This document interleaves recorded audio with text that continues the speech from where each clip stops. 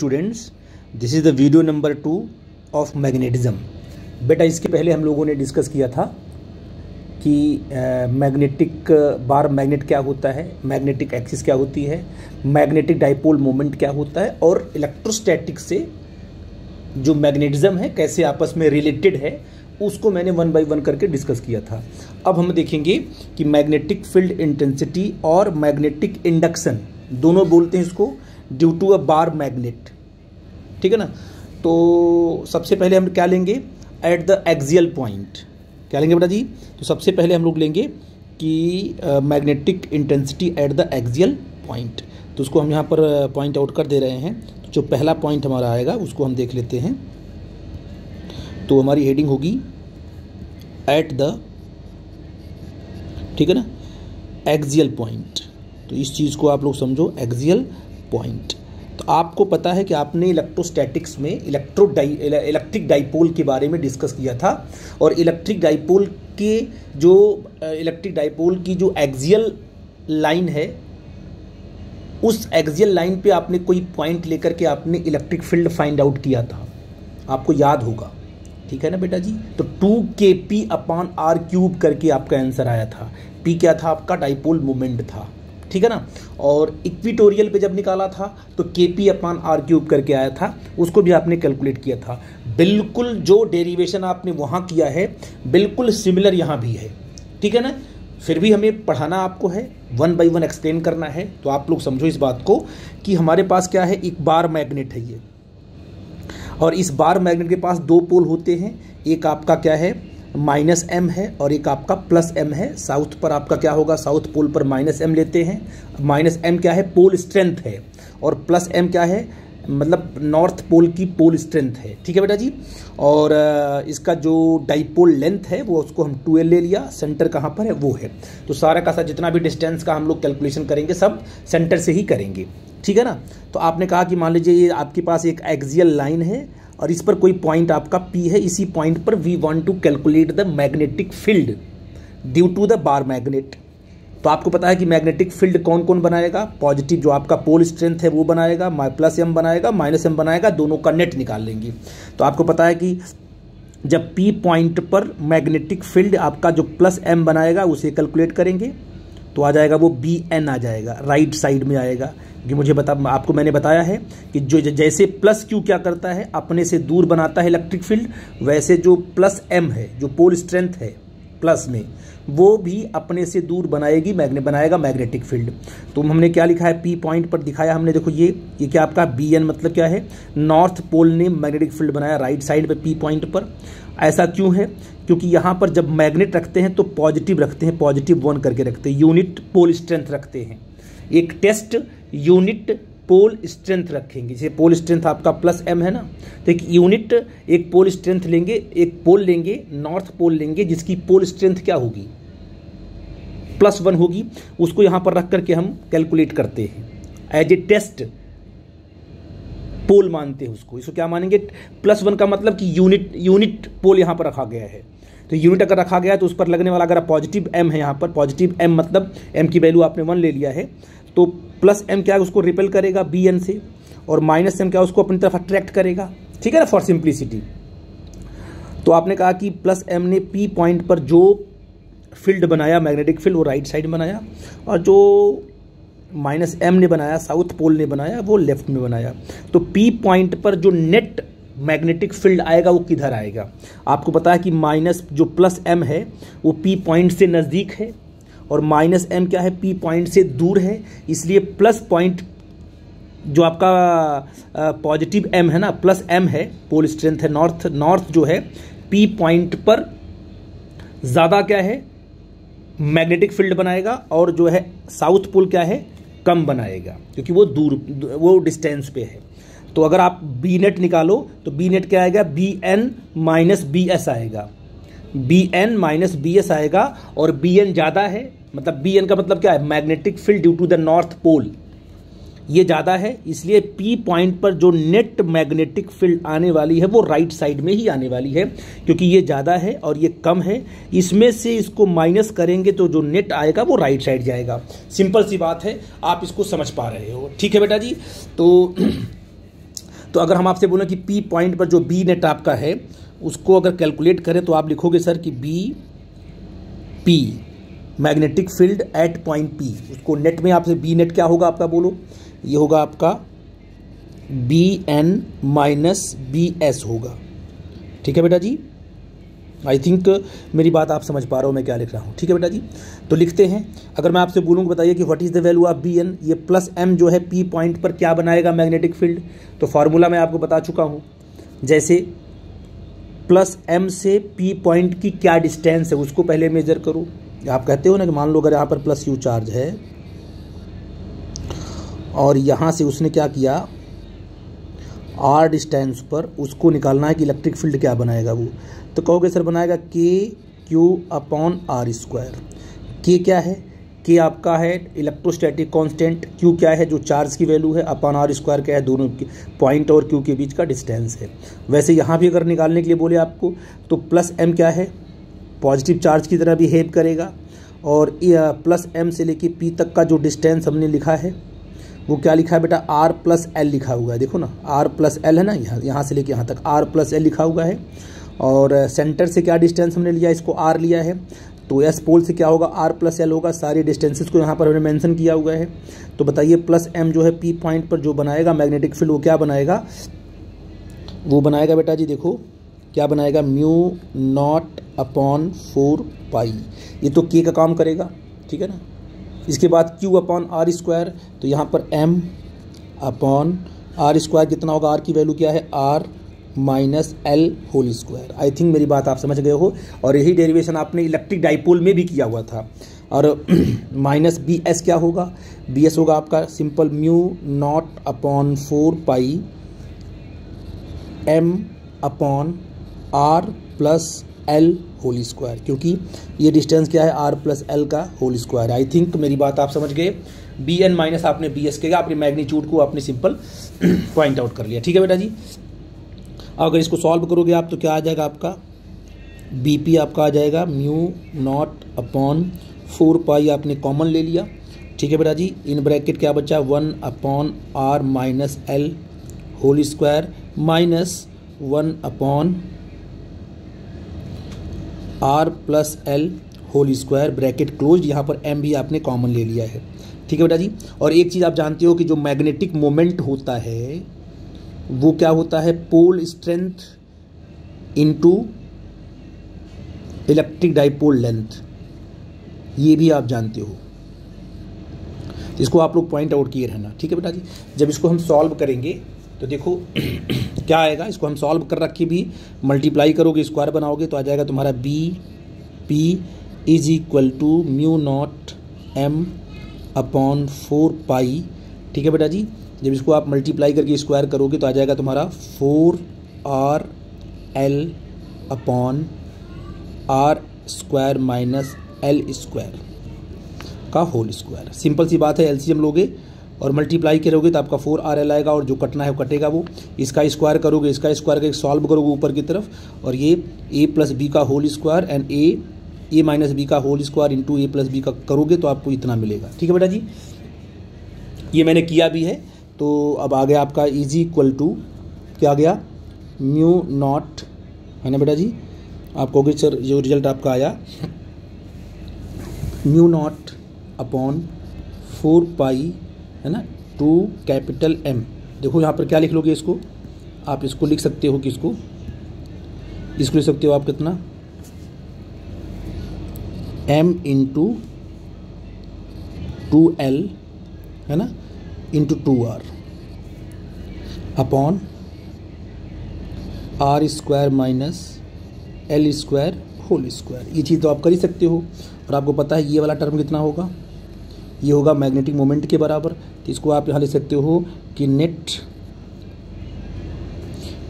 Magnetic field at point P आपको मिला, वो मिला म्यू नॉट अपॉन 4 पाई, है ना बेटा जी, capital M into 2R upon R square minus L square. ये आपका फार्मूला मिल गया। अब ये एग्जैक्ट फार्मूला नहीं है, इसमें कुछ हमें एजम्पशंस लेने होंगे तब इसका रिजल्ट बनेगा। आई थिंक ये कॉन्सेप्ट तो पहले भी आप निकाल रखे हो। ठीक है, अब बेटा आप क्या करोगे, इसमें लगाओगे, कहोगे sir if R is greater than L। और वैसे भी देखो जो आपकी डाइपोल लेंथ होती है वो बहुत छोटी होती है, और जो आपका R है पॉइंट P का सेंटर से डिस्टेंस ना, पूरा का पूरा जो R है, ये R जो है इस लेंथ के कंपेयर में बहुत बड़ा होता भी है, और ये डाइपोल तो बहुत छोटा होता है। तो आप कहोगे फॉर, ये इसे बोलेंगे फॉर शॉर्ट डाइपोल, है ना। तो R बहुत बड़ा हो जाएगा, L बहुत छोटा हो गया, तो हम क्या करेंगे इस फॉर्मूले में हम क्या करेंगे, L को इग्नोर कर देंगे, तो आपका जो बी नेट आ जाएगा वो म्यू नॉट अपॉन 4 पाई, है ना बेटा जी, कैपिटल M इंटू 2R आ जाएगा, और अपॉन ये बन जाएगा सिंपल R²। तो यहाँ से एक कट जाएगा, है ना। तो जो BP आपका रिजल्ट आया वो आ जाएगा B at point P net जो आपका निकल के आया वो कितना आया, 2 म्यू नॉट अपॉन 4 पाई, है ना बेटा जी, और कैपिटल M अपॉन, अच्छा ये R² था ना, ये होल स्क्वायर यहाँ पर है, तो यहाँ पावर 4 होगा तो यहाँ क्यूब आएगा, ठीक है, यहाँ पावर 4 होगा तो यहाँ क्यूब आएगा, तो यहाँ सिंपल स्क्वायर बच जाएगा, है ना बेटा जी। नहीं पावर 4 आएगा, सॉरी, आप इसको ऐसे करोगे, यहाँ पर देखो, यहाँ पर अब एक्चुअली में आपका आएगा R पावर 4 आएगा, क्योंकि यहाँ पर स्क्वायर है ना, L तो आप 0 हो गया, बहुत छोटा है, तो स्क्वायर को इसके पास पावर 4 हो जाएगा, पावर 4 में एक R तो इस R से कटेगा, यहाँ बचेगा एक R कटेगा, यहाँ 3 बच जाएगा, तो ये बच जाएगा आपका R³, ठीक है बेटा जी। और अगर आप म्यू नॉट अपॉन 4 पाई को आप सिंपल K मान लेते हो मैग्नेटिक कांस्टेंट, तो B क्या आ जाएगा, 2K capital M upon R³। I think इस बात को आप समझ पा रहे हो मैंने क्या लिखा हुआ है, ठीक है ना। और अगर बात करेंगे इलेक्ट्रिक फील्ड की, तो इलेक्ट्रिक फील्ड क्या निकल के आती है डाइपोल वाले केस में, 2Kp अपॉन R³। ये भी आप इसको आपको याद ही होगा, ये आपने कहा कि P क्या है, इलेक्ट्रिक डाइपोल मोमेंट क्या है, K क्या है, इलेक्ट्रोस्टैटिक कांस्टेंट है 1/4 पाई एप्सिलॉन नॉट, R³ आपको डिस्टेंस पता है। बिल्कुल सिमिलर रिजल्ट आता है, तो इसको आप लोग याद रखिएगा, अगर आपको ये याद होगा तो ये भी आप याद कर लोगे, ठीक है बेटा जी। और डायरेक्शन क्या होगी BP की, जो नेट मैग्नेटिक फील्ड आया है उसकी डायरेक्शन क्या होगी, अलोंग द एक्सिस होगी, अलोंग द क्या होगी, एक्सिस होगी, और अवे होगा, राइट साइड में आपका बी नेट निकल के आएगा। आई थिंक मेरी बात आप समझ पा रहे हो मैं क्या बोल रहा हूँ, ठीक है बेटा। तो आपसे पूछूं कि बताओ यहाँ पर मैग्नेटिक मोमेंट मैग्नेटिक मोमेंट की डायरेक्शन क्या होगी, तो कहोगे सर मैग्नेटिक मोमेंट तो वास्तव में ऐसे होगा, -S से लेके +M तक ही होगा तुम्हारा मैग्नेटिक मोमेंट।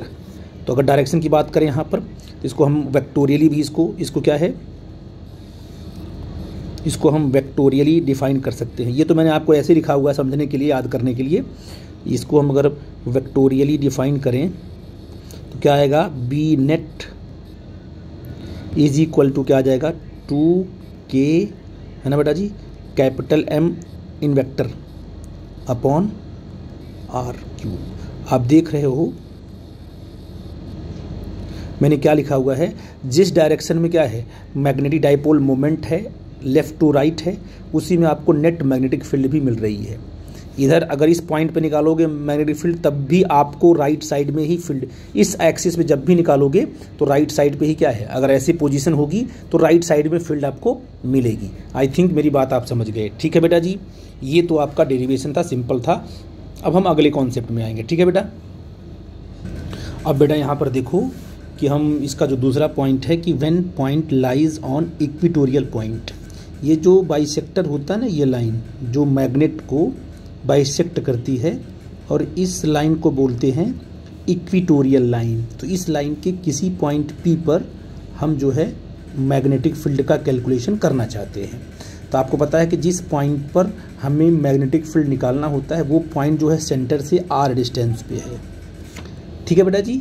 और अगर इस पॉइंट P पर हमको निकालना है मैग्नेटिक फील्ड, तो आपको ये देखना है कि जो आपका पॉजिटिव M है ये नॉर्थ पोल है, ये आपका साउथ पोल है।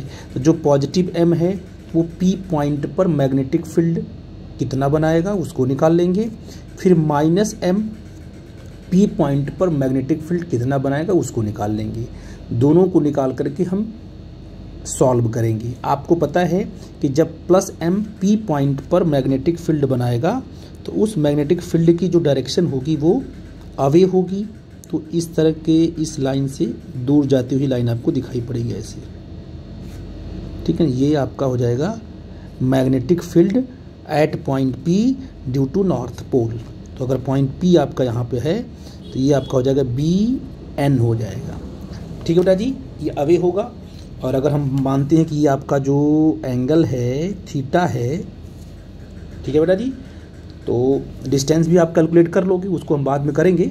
बट अभी जान लो कि ये एम ने पी पॉइंट पर अपने से दूर बनाया मैग्नेटिक फील्ड और इसी लाइन पे बनाएगा। जैसे आप इलेक्ट्रिक फील्ड का कैलकुलेशन किए थे ना कि जिस लाइन भाई पॉइंट पी से एम का क्या डिस्टेंस है वो लाइन ड्रॉ किया, उसी लाइन के लॉन्ग बनने वाली है फील्ड। अच्छा, अब ये माइनस एम क्या करेगा, पी पॉइंट पर जो बनाएगा मैग्नेटिक फील्ड वो अपनी तरफ बनाएगा क्योंकि माइनस एम है, और उसी लाइन पे बनाएगा जो दोनों के बीच के डिस्टेंस को डिफाइन कर रही है।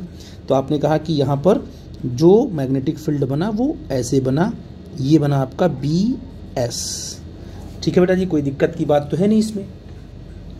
अब देखो, अगर मैं आपसे बोलूं कि ये जो एंगल अगर थीटा है, ये भी एंगल अगर आपका थीटा है, तो अब देखो क्या करना बेटा जी। देखो आपका ये बी एस है और आपका बी एन है। क्या बी एस और बी एन एक ही लाइन पे हैं? नहीं। अगर ये दोनों वेक्टर एक ही लाइन पे होते तो डायरेक्ट हम सब्ट्रैक्ट करते या तो ऐड करते डायरेक्ट। लेकिन अगर ये अलग अलग एंगल पे हैं तो ये अलग अलग वेक्टर्स हो गए। और दो वेक्टर जब अलग अलग एंगल पे होते हैं, देखो ये आपका बी एन ऊपर जा रहा है, बी एस इधर आ रहा है, तो अब दो वेक्टर अगर ये दोनों बी एन और बी एस अलग अलग डायरेक्शन में हैं तो इनको हमें क्या करना पड़ेगा, वेक्टोरियली सॉल्व करना पड़ेगा।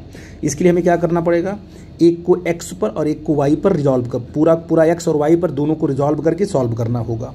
तो हम रिजॉल्व करते हैं और आपको दिखाते हैं कैसे हम लोग उसको करेंगे। तो ये आपका था बी एन, है ना, ये आपका था बी एस, ये पॉइंट आपका पी था। तो हमने क्या किया, हमने एक लाइन ड्रॉ की। देखो ध्यान से, हम एक लाइन ड्रॉ करेंगे, एक्स एक्सिस और वाई एक्सिस बनाएंगे। कैसे, देखो यहाँ हमने बनाया क्या है, एक्स एक्सिस, और ये बन गया आपका वाई एक्सिस इसी लाइन के नाम, ठीक है बेटा जी। अब आप कहोगे सर कि अगर ये एंगल थीटा है तो ये भी थीटा होगा और ये भी थीटा होगा आपका, ठीक है बेटा जी। तो अब देखो इस बी एन के दो कंपोनेंट होंगे क्योंकि बी एन को क्या करना होगा, हमें एक्स और वाई पे रिजॉल्व करना होगा, आपको पता है। तो जब बी एन को रिजॉल्व करोगे इस डायरेक्शन में तो इधर लाओगे तो ये आ जाएगा, हो जाएगा कितना हो जाएगा तुम्हारा, ये हो जाएगा बी, सॉरी देखो हम कैसे बनाएंगे इसको, इधर हो जाएगा आपका ये क्या हो जाएगा, हो जाएगा बी, यहाँ रखते हैं। अब बेटा जी ये आपका हो जाएगा बी,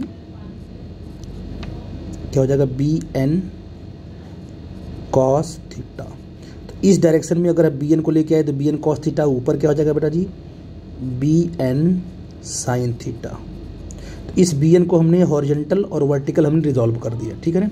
अब रह गई बात बी एस की। जब बी एस को रिजॉल्व करोगे तो बी एस इधर कितना देगा, इधर देगा कॉस थीटा, और इसका नीचे आएगा वर्टिकल कंपोनेंट। तो आप देखोगे तो बी एस भी आपका इधर ही आएगा, ऐसे क्या होगा, बी एस कॉस थीटा, और ये क्या होगा तुम्हारा, बोलो इस डायरेक्शन में क्या आएगा, बी एस साइन थीटा। देखो ये वाला टर्म कट जाएगा, है ना। तो वर्टिकल कंपोनेंट कट जाएंगे, सिर्फ मैग्नेटिक फील्ड का हॉरिजॉन्टल कंपोनेंट ऐड होगा। कौन कौन सा, B N cos theta plus B N cos theta. तो जो रिजल्ट आपका आएगा वो आएगा 2b, अच्छा बी एन की वैल्यू और बी एस की वैल्यू निकाल लेते हैं क्या होती है, ठीक है बेटा जी। क्योंकि पॉजिटिव m से ये आपका p जितने डिस्टेंस पे है उतने डिस्टेंस पे माइनस m भी क्या है, p से है। तो अगर आपको bn निकालना होगा तो आपको डिस्टेंस निकालनी होगी, ठीक है ना। और ये डिस्टेंस कितना होगा आपको पता है, यहाँ से लेकर यहाँ तक कितना डिस्टेंस है, ये जो डिस्टेंस है ये है l, तो ये आपका है r और ये आपका है l, ठीक है ना।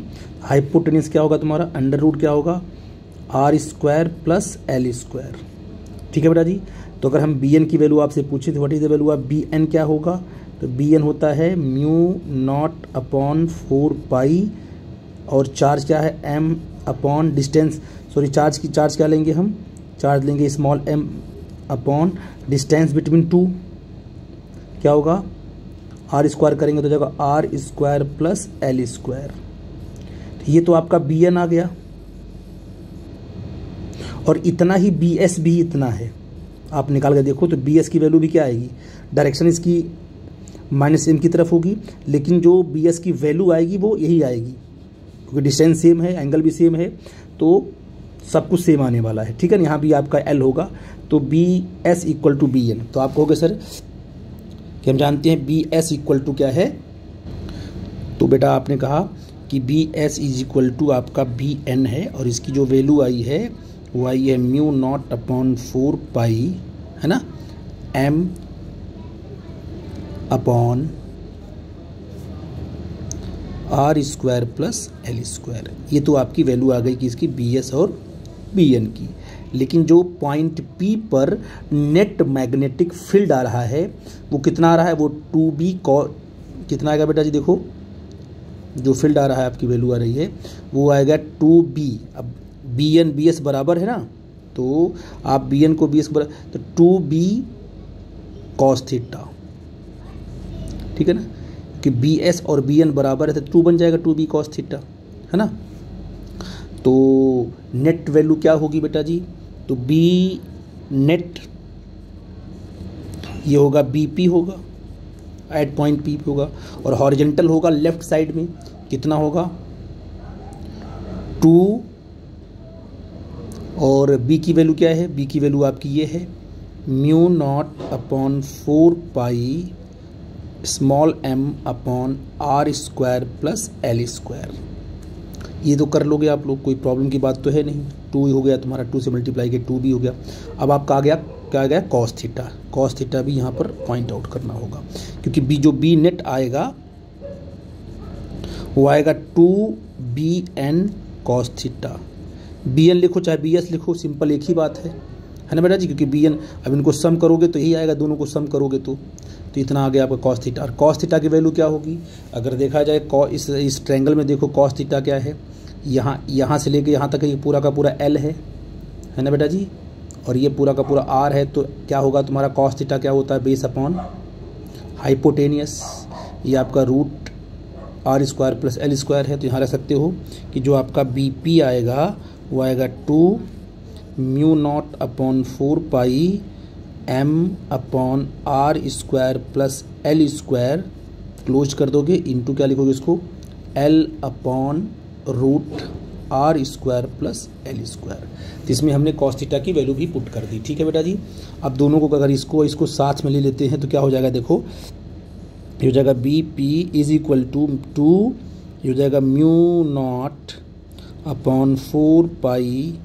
एम अपॉन, इसको साथ में लिया तो R square plus L square, ये इसमें पावर 1 है नीचे, ये पावर 1/2 है, तो 1 + 1/2 आपका 3/2 हो जाएगा, ये हो जाएगा 3/2। ठीक है बेटा जी, और ये आई थिंक इस बात को आप समझ गए। ठीक है बेटा जी, और ऊपर आपका एल रहेगा, एल तो है ना ऊपर, तो ये आपका आ गया बी नेट आ गया। ठीक है ना, लेकिन अगर फॉर शॉर्ट, अगर डाइपोल बहुत छोटा है तो फॉर शॉर्ट डाइपोल, उस केस में आपका जो आर होगा वो बहुत बड़ा होगा एल से, तो हम एल को इग्नोर कर सकते हैं यहाँ से। तो ये जब 3/2 इस पे लेके आएंगे, 2 से 2 कटेगा, क्यूब आ जाएगा। ठीक है बेटा जी, तो जो बी पी आपका आ जाएगा वो आएगा 2 म्यू नॉट अपॉन 4 पाई, है ना बेटा जी, तो m into L upon what हो जाएगा तुम्हारा आर क्यूब। और ये देखो 2m, इसको हम कैसे लिख सकते हैं, देखो mu naught upon 4 pi into 2, है ना बेटा जी, या ऐसे लिख सकते हो m into 2l upon R cube. और ये जो वैल्यू होती है डाइपोल मोमेंट कहलाएगी।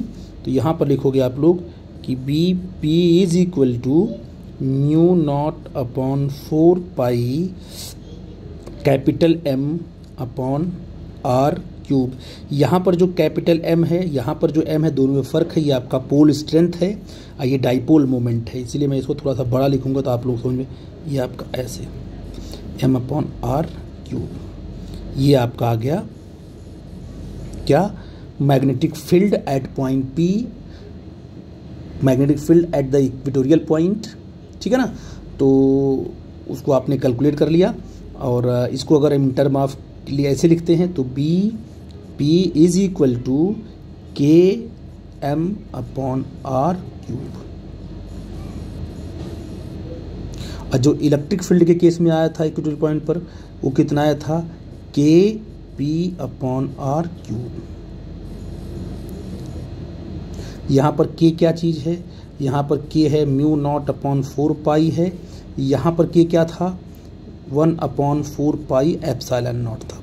तो फार्मूला तो बिल्कुल सेम है ना, सिर्फ के की वैल्यू अलग अलग, वहाँ पर इलेक्ट्रोस्टैटिक कांस्टेंट, यहाँ पर क्या है मैग्नेटिक कांस्टेंट है। तो इस तरीके से आपने जो देखा कि इसका नेट वैल्यू निकल के ये आई। आई थिंक हर बच्चे को समझ में आ गया होगा। अब देख देते हैं डायरेक्शन के बारे में। अगर हम आपको डायरेक्शन की बात करें तो आप कहोगे डायरेक्शन तो सर क्या है, अगर यहाँ से लेकर के यहाँ तक की बात करें हम, तो देखो ये जो है आपका डाइपोल, ये इधर आपका कैपिटल M होगा, डाइपोल मोमेंट कहाँ होगा, निगेटिव से कहाँ होता है, पॉजिटिव की तरफ, और मैग्नेटिक फील्ड कहाँ आ गई, जस्ट उसके अपोजिट। नहीं समझे बेटा जी।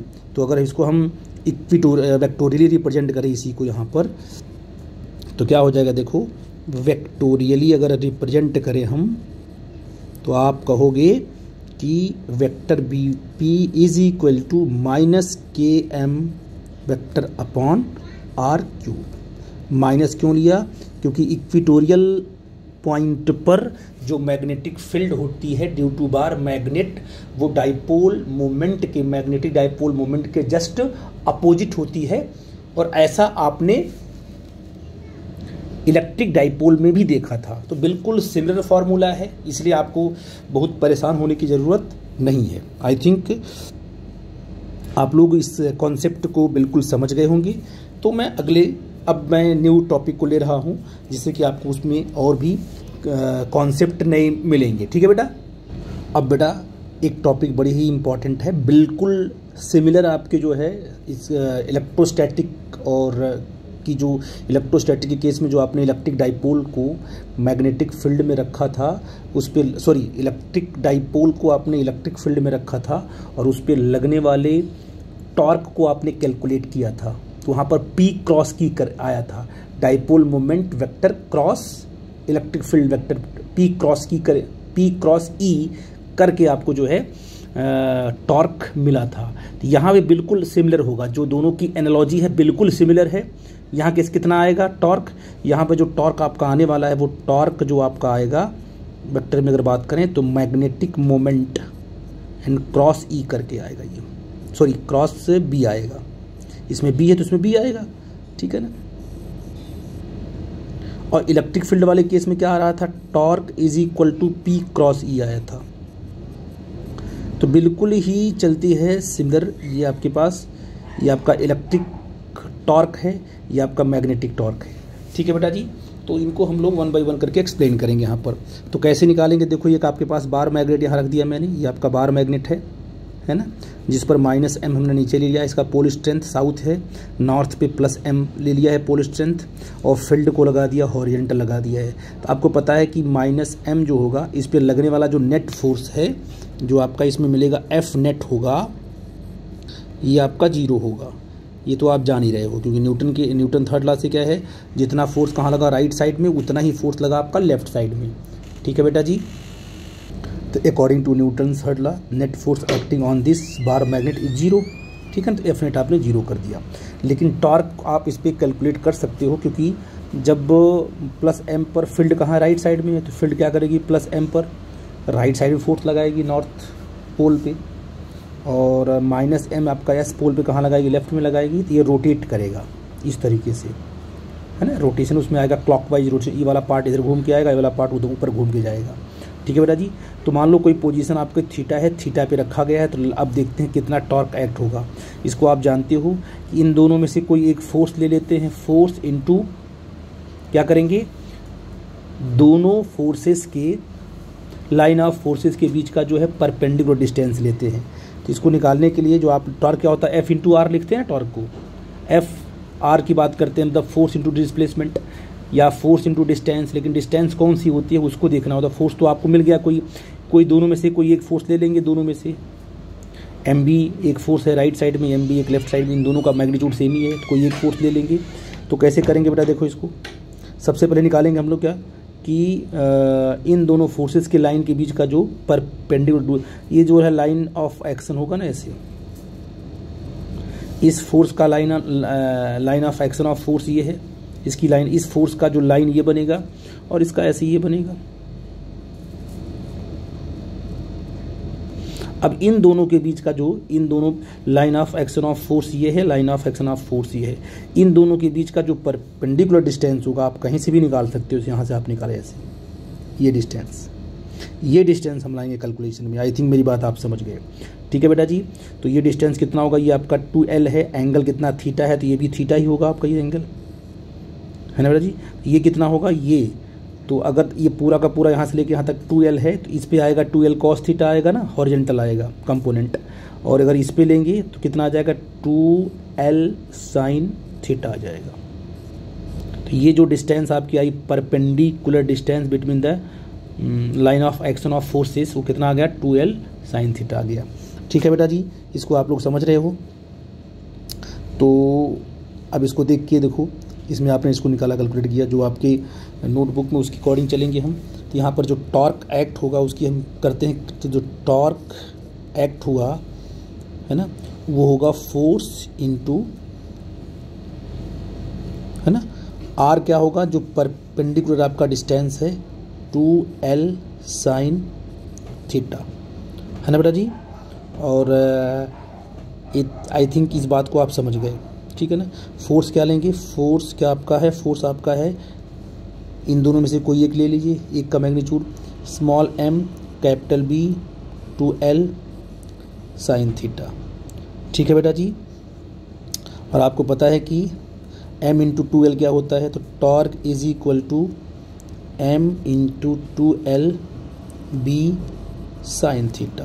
तो यहाँ पर जो टॉर्क आपका आ जाएगा कितना आ जाएगा बेटा जी, कैपिटल M आ जाएगा, मैग्नेटिक मोमेंट होगा ना ये, m into B sin theta,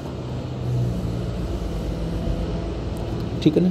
तो साइन की वैल्यू आई है, पता आपको है कि साइन का टर्म है तो क्रॉस आएगा ना। तो अगर इसको हम वेक्टोरियली रिप्रेजेंट करें तो कैसे करेंगे, ये तो आ गया मैग्नीट्यूड में आंसर।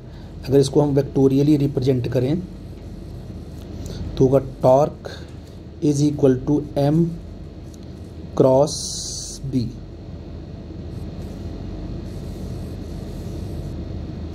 और ये आपका मेन रिजल्ट आपका है, ठीक है ना। तो अगर इसको आगे हम बढ़ाते हैं तो मैग्नीट्यूड को लेके आगे बढ़ते हैं, दोनों रिजल्ट आपका आ गया, टॉर्क आ गया फार्मूला।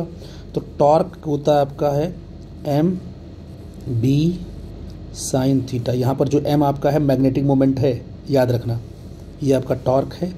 अब देखते हैं कि व्हाट हैपन, कि अगर आपने कहा कि if theta is equal to 0, तो अगर ये आपका जो डाइपोल मोमेंट है बिल्कुल हॉरिजेंटल अगर है, सॉरी ये जो आपका है बार मैग्नेट है बिल्कुल अगर हॉरिजेंटल होगा, थीटा आपका 0 हो जाएगा। तो हॉरिजेंटल होगा तो कोई भी टॉर्क नहीं लगेगा, क्योंकि अगर ये हॉरिजेंटल होगा तो क्या होगा, जैसे मान लीजिए यहाँ पर मैग्नेटिक फील्ड कहाँ पर है बोलो, राइट साइड में है, ओके बेटा जी। और आपका जो बार मैग्नेट भी वो भी आपका ऐसे रखा हुआ है, ये आपका ऐसे आपका N है ना बेटा जी। तो व्हाट हैपन, आप कहोगे सर इस पे लगने वाला जो फोर्स होगा वो इधर होगा, इस पे लगने वाला फोर्स इधर होगा, है ना। अब ये नेट फोर्स भी आपका 0 है, टॉर्क भी 0 है। जब थीटा 0 होगा, साइन 0 होता है, तो टॉर्क आपका आ जाएगा 0, ये होता है मिनिमम, ये होगा तुम्हारा मिनिमम, है ना बेटा जी। अगर आपने कहा कि दूसरे पॉइंट में आपने कहा कि थीटा हमारा कितना है, मान लो 90 डिग्री है, मतलब आपका जो आपकी फील्ड ऐसे रखी हुई है और बार मैग्नेट आपका ऐसे है, ये N है और S है, इस पर फोर्स कहाँ लगेगा, राइट साइड में से कहाँ लगेगा, लेफ्ट साइड में। इस टाइम पर जो लगने वाला टॉर्क होगा वो मैक्सिमम होगा। तो थीटा को अगर आपने कर दिया तो यहाँ पर टॉर्क जो आपका आ जाएगा M इंटू B आ जाएगा, और ये मैक्सिमम टॉर्क है, ठीक है बेटा जी। आई थिंक मेरी बात आप समझ पा रहे हो मैं क्या बोल रहा हूँ। तो इस प्रकार से आप टॉर्क का कैलकुलेशन करते हो। और कब होगा मिनिमम, कब होगा मैक्सिमम। ठीक है बेटा जी। तो यहाँ से स्टेबल और अनस्टेबल भी डिफाइन कर सकते हो। मैंने डिफाइन किया हुआ किस में, इलेक्ट्रोस्टैटिक्स में। तो इस तरीके से कुछ केसेस थी जो मैंने डील किया कि टॉर्क का क्या होगा, टॉर्क कितना निकालेंगे और टॉर्क का फार्मूला क्या बनेगा। सिंपल सा कॉन्सेप्ट था, हर बच्चा समझ गया होगा, इसमें कोई प्रॉब्लम की बात नहीं है। कोई डाउट होगा बेटा जी ज़रूर हमसे डिस्कस करना, और इस पर कई बार क्वेश्चन पूछे गए हैं, तो प्लीज़ इसको बड़े ध्यान से आप लोग पढ़ना। ओके बेटा।